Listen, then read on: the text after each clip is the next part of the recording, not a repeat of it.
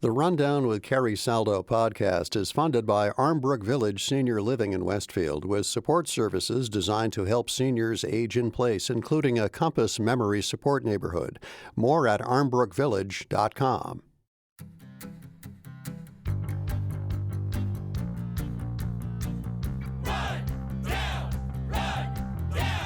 Good morning. This is The Rundown, where you bring you the news you need to know about Western Mass. I'm your host, Carrie Saldo.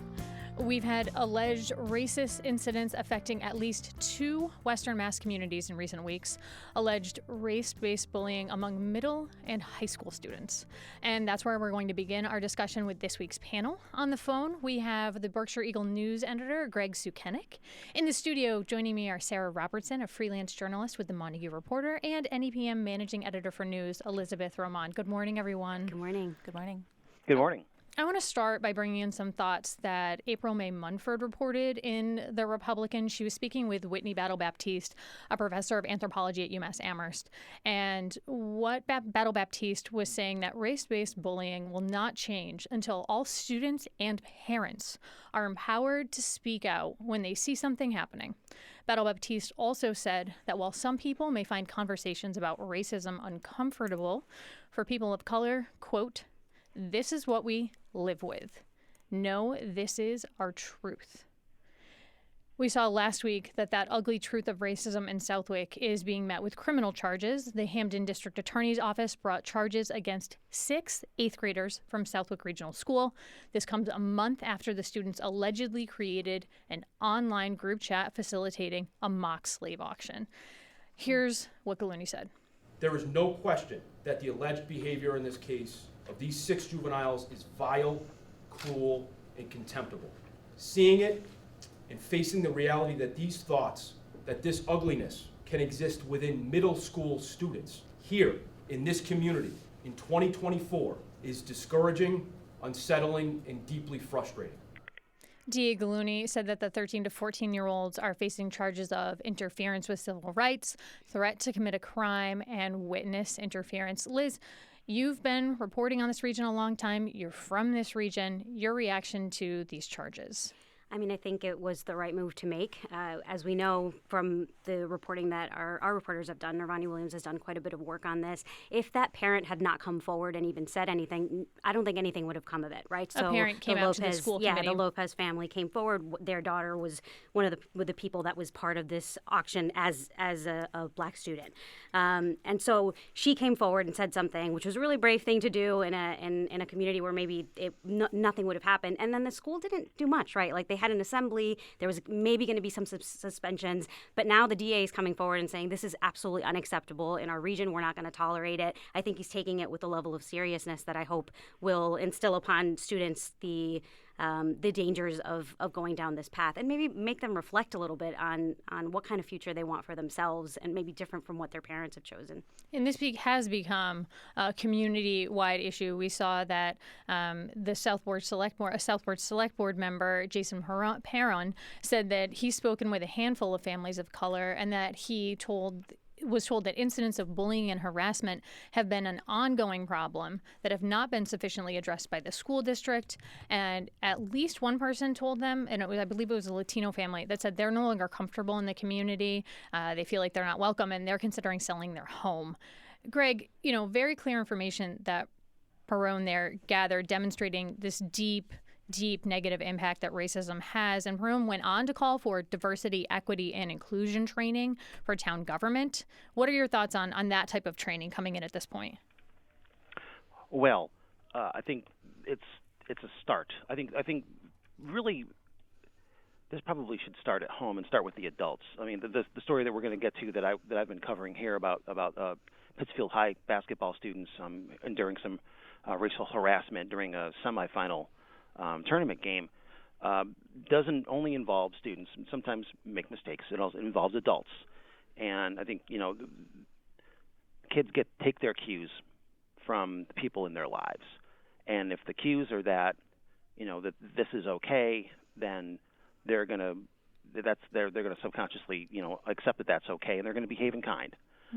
So my thoughts are, certainly assemblies and DEI initiatives are important in schools, and I think those are the kinds of things that we should be doubling down on. But at the same time, I think we also need to be continuing to try to foster a broader sense of community.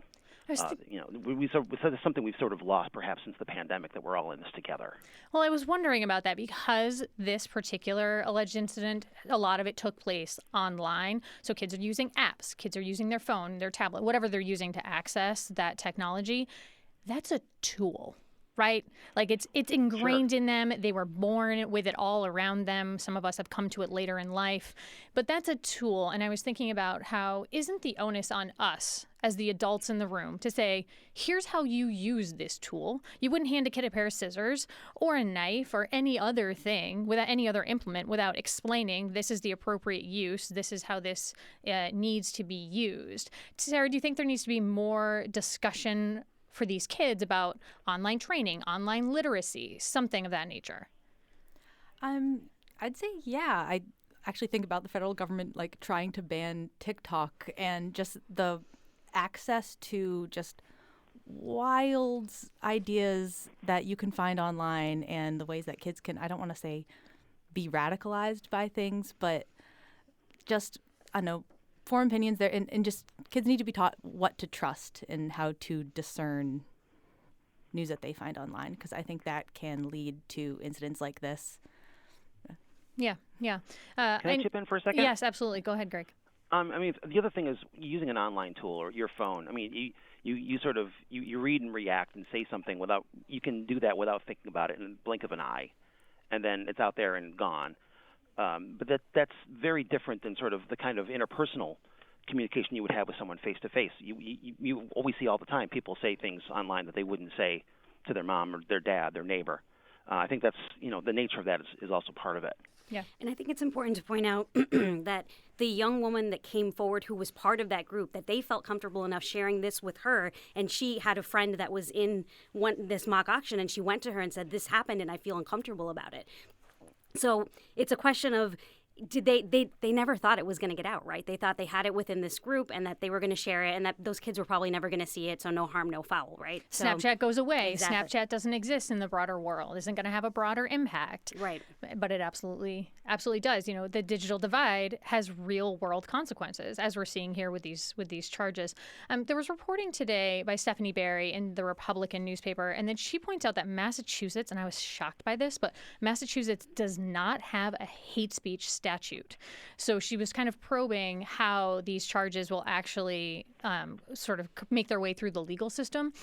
But at least one defense lawyer told Barry that offensive or repulsive speech is still protected by the First Amendment. But then I was interested to read Professor Battle-Baptiste saying earlier in the week that in her opinion, when an opinion is weaponized to harm other people, it's bullying and it is no longer free speech. So obviously we have a bit of a debate here from that perspective.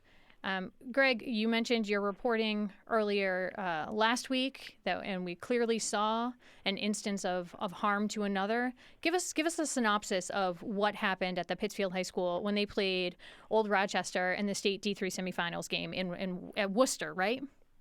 Right, in Worcester. So this is at Worcester State University, and this is Pittsfield High playing Old Rochester Regional in the semifinals. Winner goes to Lowell for the state final. So there's some high stakes. And at some point in the third quarter, Malachi Perry of Pittsfield High goes up for a layup.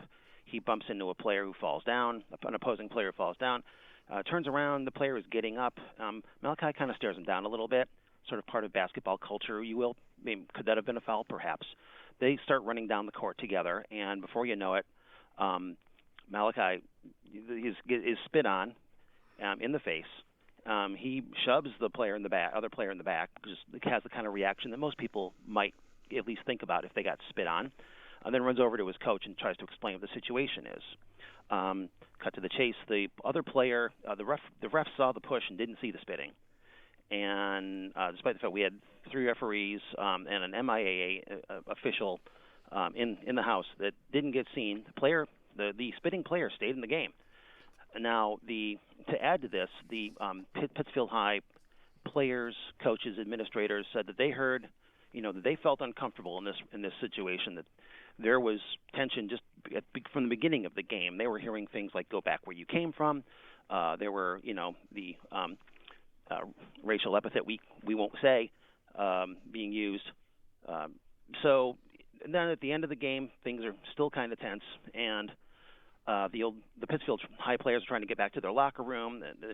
There's some confusion about who's going to get them through a crowd of Old Rochester students and adult fans to their locker room. Eventually, an MIAA official does guide them through. So at the end of all this, Old Rochester did apologize. The player who did the spitting was excused from the roster. Not clear whether he left the team or he was forced off, but either way, he did not play in the state final. But other than that, there really wasn't very much in the way of sanction. And Malachi, Pittsfield High kids are feeling they told. They sent a letter to the MIA saying that they felt unsafe in that environment. Yeah, and I want to dig into that letter a bit in a minute, but I want to bring in something that Malachi Perry told Spectrum News, and he was really talking about how he, as a black student there at the school, felt after having been spit on. My teammates were shocked. I was shocked. My coaching staff was shocked, and it changed the whole game around. It was just like our egos was low. We got low. And it was a lot to process at the moment in the heat of that game. And Perry also released a statement, and Greg, you put part of this in your reporting, but he said that he wanted the experience to, quote, be a chance for everyone to see and feel the injustices we felt as minority players in a predominantly white environment. I feel confident that if I was the one that spit at a white player, I would have been removed from the game and likely put in handcuffs. Liz, what are your thoughts as you're hearing all of these details? Yeah, another thing that he also pointed out was that he said it robbed him of his dignity, which I thought was it was really heartbreaking. As a Latina woman who has godsons who are Puerto Rican and are athletes, I've seen it happen at their games when they play against all-white teams, where the refs are just not, they're not being quite as harsh on them, where the stands, you feel uncomfortable. So I absolutely believe their experience. Obviously, the spitting was visual. You can see it on video, but I believe their experience of just feeling uncomfortable. Of being in a situation where you feel less than. I've experienced it myself as well. So I have true compassion for them, but I also have anger along with it because it seems like nothing really has been done. And I mean, we'll see what happens with is it MIAA? I don't know about sports. Yes, the Massachusetts Interscholastic Athletic Association. I'm hoping that they take a page from Galuni's book and look at this seriously. Really take a look at what can be done so that students don't feel that that's okay. I mean, you don't, in our society in general, not just being Latino or Black, you don't spit on people. Yeah. It's just not, it's not an acceptable thing to do. Where would that have come from? It's such an ugly thing. Yeah. And such a sad thing. So, absolutely. Yeah. To Liz's point, Greg, the PHS, Pittsfield High School leaders, did appeal to the MIAA, and they said that they needed to take the incident more seriously, and they should have vacated Old Rochester's win and stopped them from advancing to the finals. And the MIAA's own statement basically says, this should be handled by the districts. The MIAA continues to serve as a resource to its members' schools as they navigate the facts of the matter at the local level. That was part of a statement that the MIAA released. Greg, do you know if that's still the MIAA stance at this point? Well, in the absence of hearing anything new from the MIAA, and I've pursued it, that's sort of where we stand right now.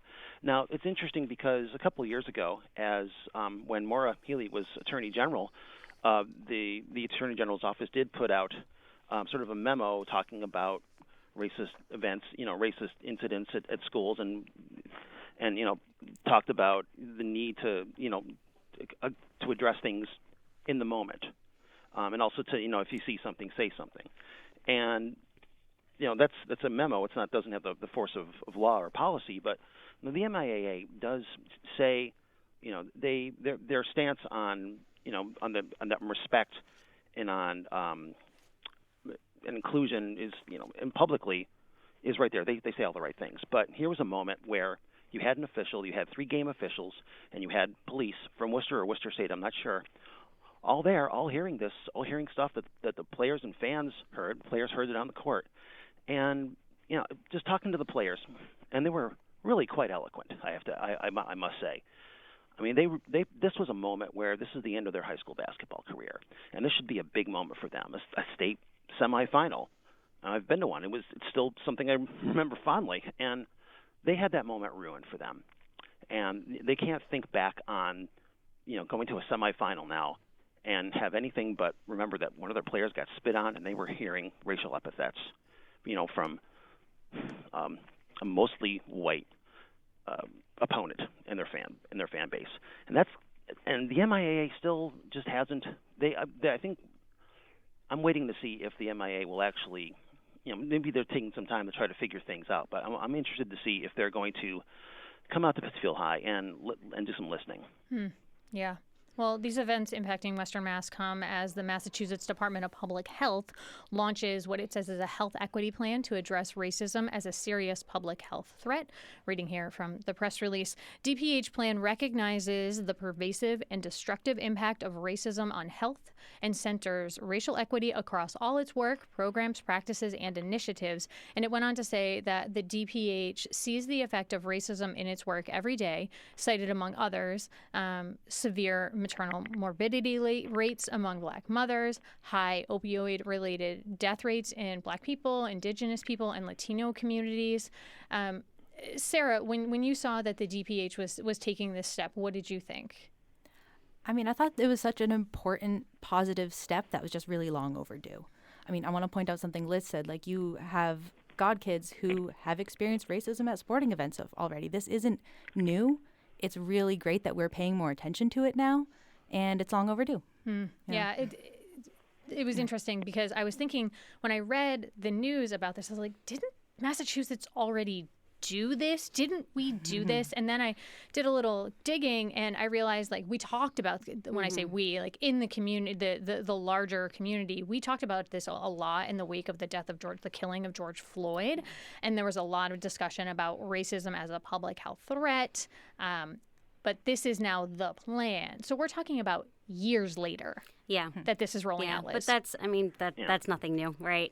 These things take a long time. It's more a matter of, like, is it going to be lip service, or are they actually going to do something? And I think the Healy administration has been, pretty thoughtful about putting people in the, like, Latinos Governor Council and the Black Governors Council to really talk about these issues and go out to the community. I've been to a few of the outreach programs that they do. Essentially, they go out and do listening sessions in the community and talk to people about what they actually want to see. I'm actually curious if any of this came from those conversations with community members across the state.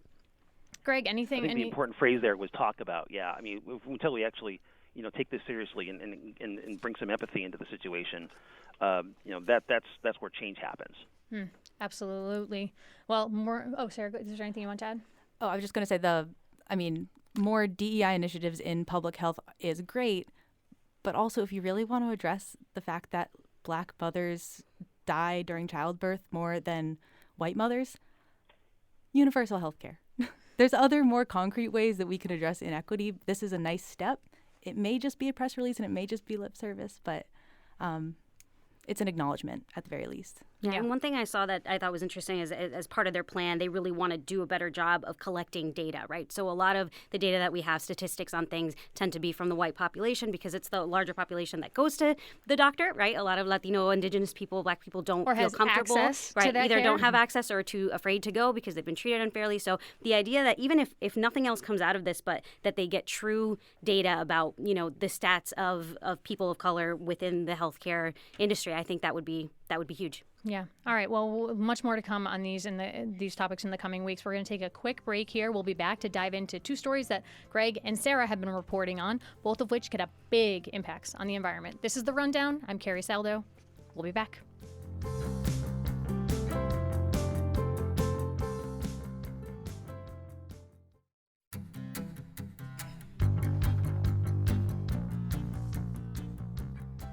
Welcome back to The Rundown. I'm Carrie Saldo. Joining me here in studio today, Sarah Robertson and Elizabeth Roman. And on the phone is Greg Sukenik. Sarah, we're going to start with you. Recent reporting that you had in the Montague Reporter. Fascinating look at infrastructure that hasn't even been built yet. Tell us a bit about it.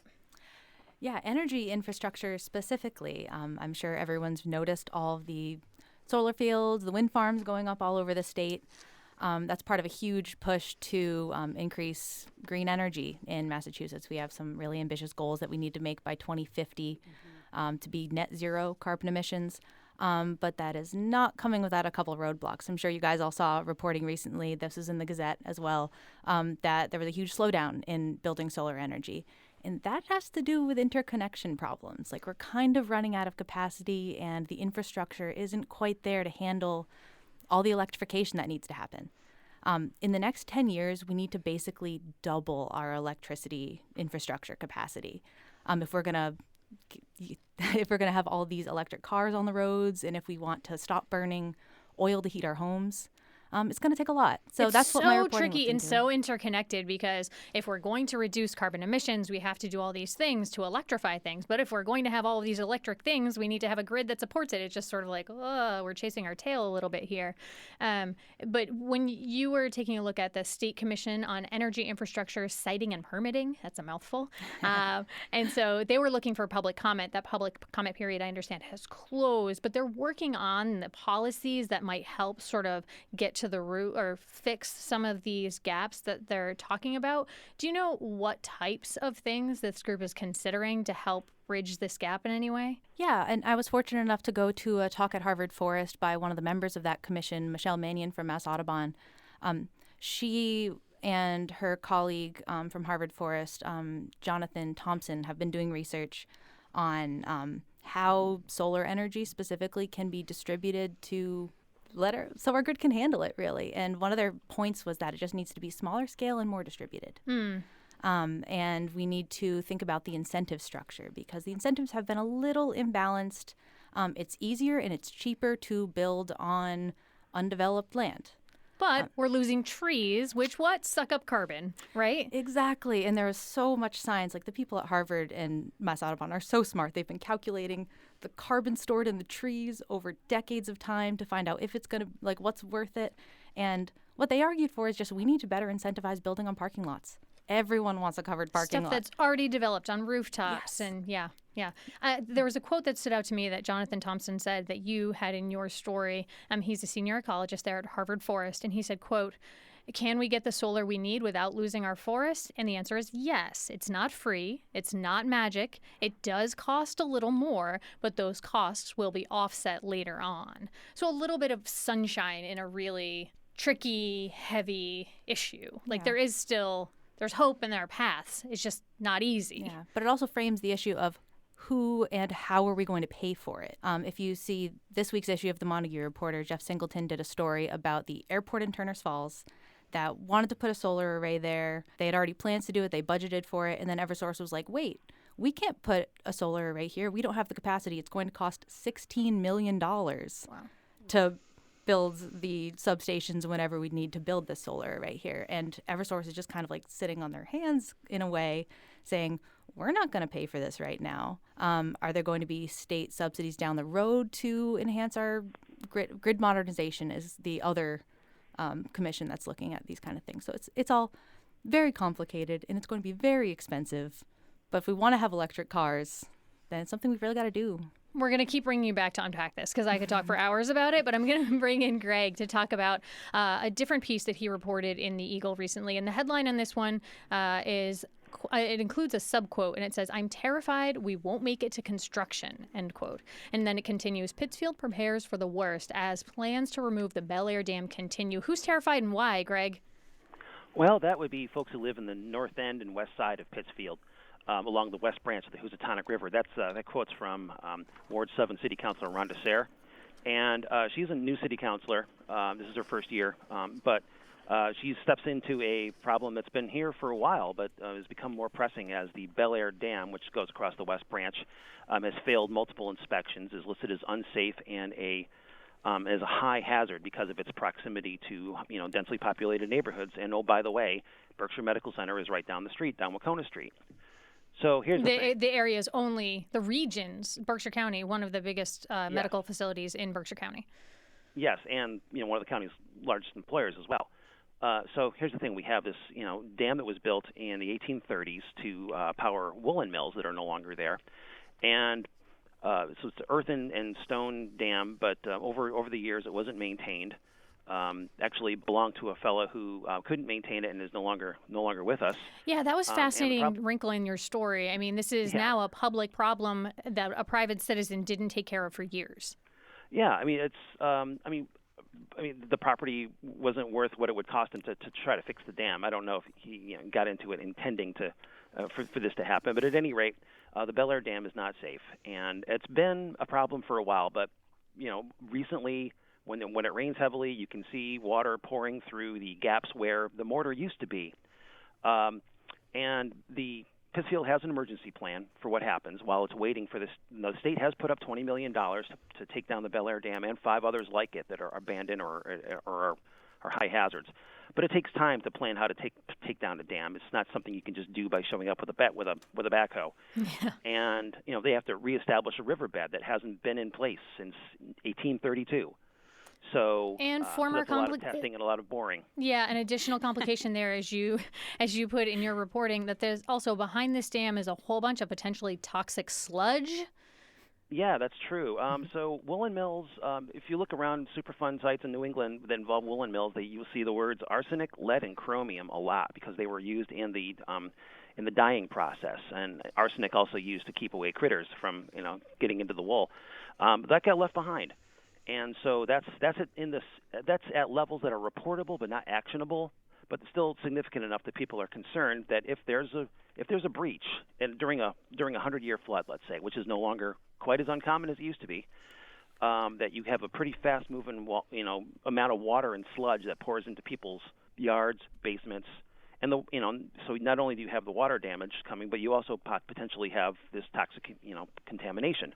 Well, we're going to keep our fingers crossed that this all goes well. 2025, this work rolls out. Go ahead, Liz. And I think a really important thing that Greg said is it's been a problem for a while, right? This is the same issue that happens everywhere. It's been a problem for a while in Springfield infrastructure. It's been a problem for a while. It's underneath the water. It's underneath the streets. They're not seeing it, so they just keep delaying this work for other projects that seem more timely. But now the new generation of people needing clean drinking water or wastewater management, whatever, now that we're having to deal with the consequences of letting this go for such a long time. Yeah. And I should note there's an environmental justice component in this as well, that these are neighborhoods that are working class neighborhoods that they're trying to sort of bounce back, and certainly a flood that involved toxic sludge wouldn't help matters. Wacona Park is which the city wants to potentially rebuild, is also along the path as well. Well, Greg, we're going to have you keep watching this and so much more for us. I'm going to move us on to our scoops and predictions this week, where we ask our panel to do something against their very nature, spill their guts about a story they're working on, or maybe make a prediction about the news. Sarah, what are you thinking this week? Oh, the main thing I've been worried about lately is just the housing and shelter crisis that is unfolding across the state. I believe that there was a hearing just yesterday in the state about putting a cap on the amount of time that people can spend in the emergency shelter service. And it is so hard to get access to emergency shelter in the state already. So people who have gone through the process of applying and doing the paperwork and verifying things, just to say that they can no longer have access to that after a certain amount of time is kind of unfair. Greg, how about for you? I've got a couple real quick ones. One is we're going to be keeping a close eye on the budgeting process. As the federal money from COVID goes away and things get a little tighter, the city council wants the budget level funded, which Mayor Peter Marchetti is trying to do. But that would according to preliminary estimates, that could cost the school department 100 positions and potentially lead to the closing of an elementary school. Still very preliminary, but when you start talking about losing teachers and the potential of closing a school, that's when things get really serious. Yeah, and so Liz, we'll keep a close eye on that. Absolutely. Liz, how about for you? MGM Springfield, rumor has it they're going to be sold. So it's just a rumor. Whoa. Bloomberg reported it. But, the officials, including Dominic Sarno, the mayor, is having talks with the CEO of MGM, and we'll see what happens. But definitely watching that closely. All right, and I'm going to bring in the frivolity. Phil Bishop, some music for me here. My prediction is that the Seymour Planetarium at the Springfield Museum will be packed this Saturday and for many to come, because 1989 Under the Stars, a new Taylor Swift light and sound show, is going to be there. That will be tons of fun. Yeah. And I appreciate our panel this week, Greg Sukenik on the phone, Sarah Robertson, and Elizabeth Roman in studio. Thank you. Continue to listen. You're here on The Rundown. I'm Carrie Saldo. That's what people say. But I keep cruising, can't stop.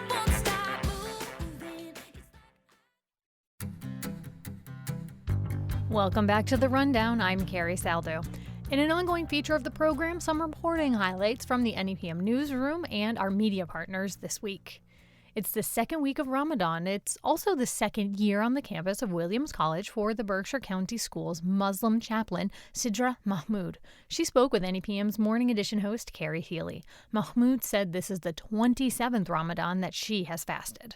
I grew up in Pakistan, and like kids start doing it really early, like from 6 onwards sometimes. Like they'll do, like we call it like half day fast. And then as you get older, you kind of start increasing that time, and then you do it all the way until sunset. What does gathering for food in the evening feel like at Williams?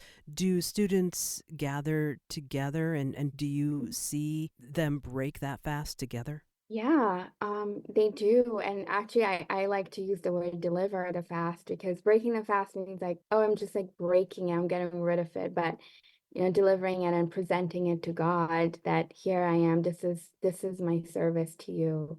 They do gather, and I think a lot of them find meaning in that because it's a semblance of home for them.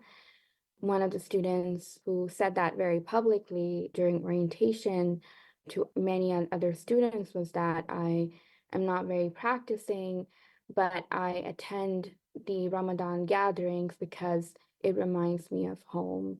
Another student who has been very privately practicing and had been fasting all by themselves without their family fasting because they're not that practicing, said that this is the very first time that they're having Ramadan in a community. And I looked around and I said, oh my goodness, there are only like maybe 35, 40 people. And this seems a lot to this person. But I can't imagine if they were in a bigger school or like in a bigger community where there are hundreds of people, and how that would make them feel. And so it was just very eye-opening. That's something which I have witnessed and lived in many places and seen, very, very big gatherings, that this seemed like big to people. And then this reminded them of home. When students who don't indicate on college enrollment paperwork that they will be practicing Islam, Mhm. but then do join, was that done out of fear? I think that they're still actualizing and recognizing their identity, and some out of fear too. I think college is such a time of discovery for young adults that sometimes, even if they list themselves agnostic, but like Islam is their secondary or tertiary identity, then depending on who their friends are, what's going on within their hearts, especially the war in Gaza has been a catalyst for many, like looking deeper, because they have to now wrestle with these very big questions, right? Like, why is this happening? Why this suffering in the world? Where is God in this? Is it challenging in the Berkshires? It's more than 5,500 miles away from Gaza, but with a war ongoing, is your ability to practice your faith and live in accordance with Islamic teachings, is that at all threatening? It is indeed very, very hard, especially with Ramadan when we are depriving ourselves from food, water, and sexual relations, like just sustenance in general, by choice, those of us who are choosing to fast. And then recognizing that there are people in Gaza right now who do not have that choice. And especially as a mother, I am nursing my toddler. Just last night, I had pizza which the students had, which wasn't very nutritious. This morning, like how tired I was feeling, and that impacts my milk production and everything. But then remembering the mothers in Gaza, the newborns in Gaza. So I think personally, it's been, as a mother and as a parent, has been really, really, really difficult. I had a student who said, I just can't believe that I just came back from my chemistry lab. And the fact that our life is continuing and, other people's lives are like ending, like it's just very, very hard to navigate. And in the Berkshires, especially without having a mosque, which we do have a mosque in Pittsfield, but it's not like a main, like major center, without having the safety and security of a Muslim community, which can be a voice, which can say like, well, we're speaking on behalf of our community. it is harder because you don't have that support outside of the college. When you lack a support like that, for many people, they look more deeply into their religion to see if there is additional guidance and support that can be found there. Did the Quran provide any teachings on war or how to endure Ramadan in a time of war?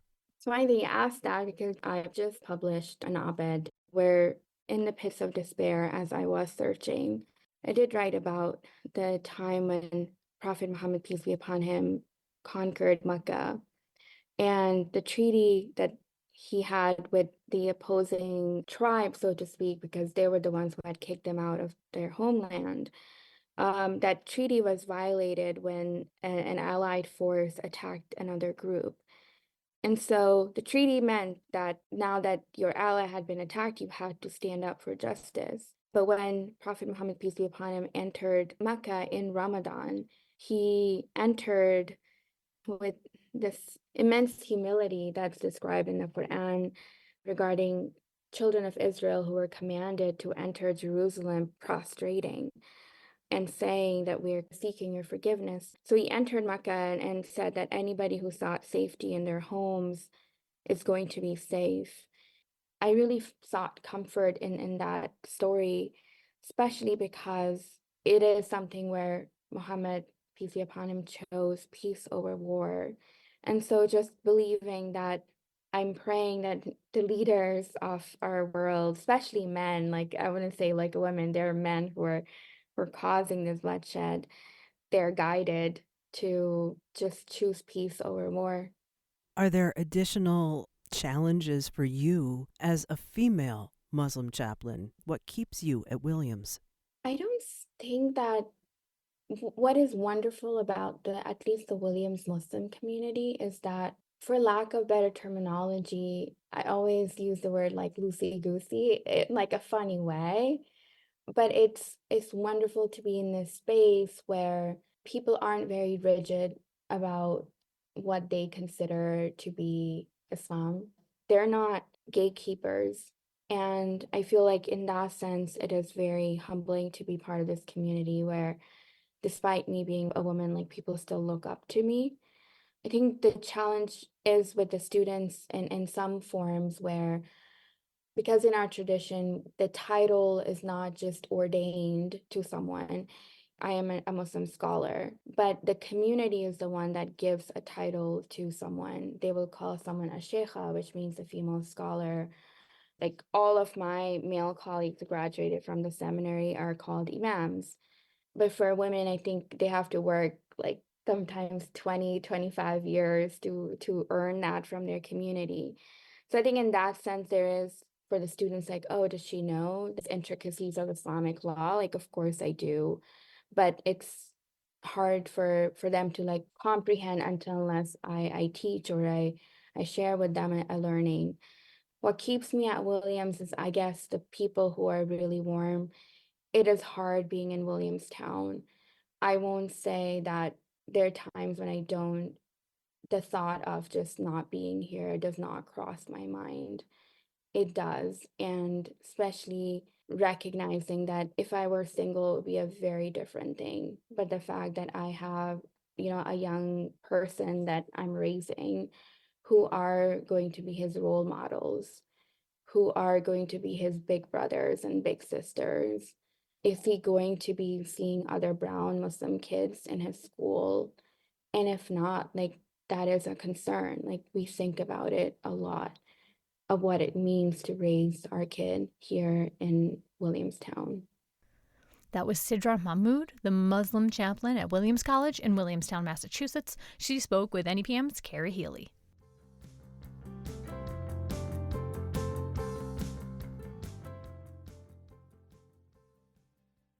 In western Massachusetts, we won't get a total solar eclipse in April, but parts of northern New England will. In Vermont, excitement is building, much like it did in August 1932. That's the last time the state's residents got to see the moon completely block the sun's light for several minutes. Floyd Van Alstyne remembers it. He was 12. Vermont Public's Nina Keck tracked him down to reminisce.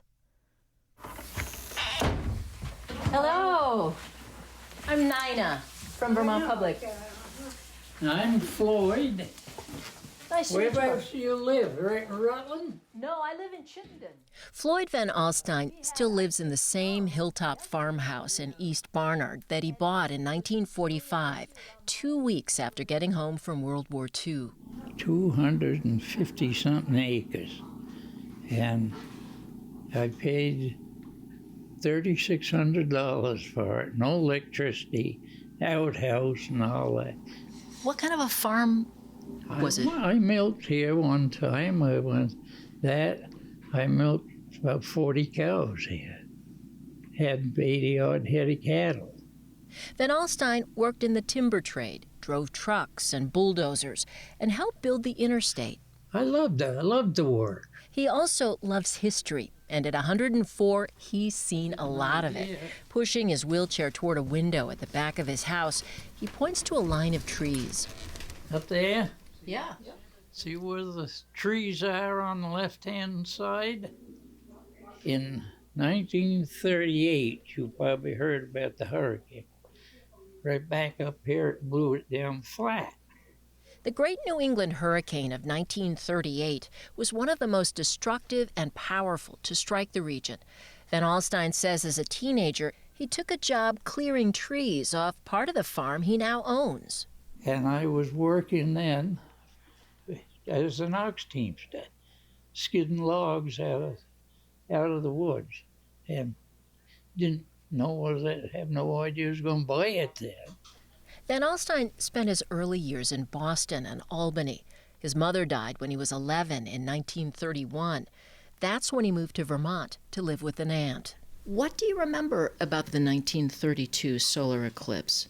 I can remember we was having a hard time finding something we could put over our eyes.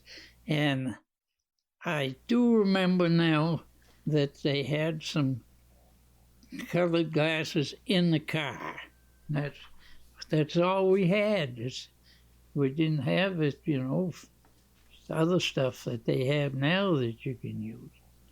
There's been a lot of stuff in the paper lately. Do you remember a lot of people talking about it, buzzing about it? I don't know. We didn't think much about, things in those days like they do now. We thought about minding our own business, I guess. Back in 1932, most of Vermont's local papers were full of stories about the eclipse. Readers were informed that some trains would stop during the mid-afternoon darkness. Motorists were warned not to drive and watch the eclipse at the same time. The Rutland Herald even provided instructions for making your own protective viewer by taking a piece of window glass and moving it in and out of a candle flame to blacken it with soot. Young Van Alstyne could have used that tip. Do you remember what the eclipse looked like, being outside that day? All I can say that it was pretty dark. It wasn't dark, but it was the dark.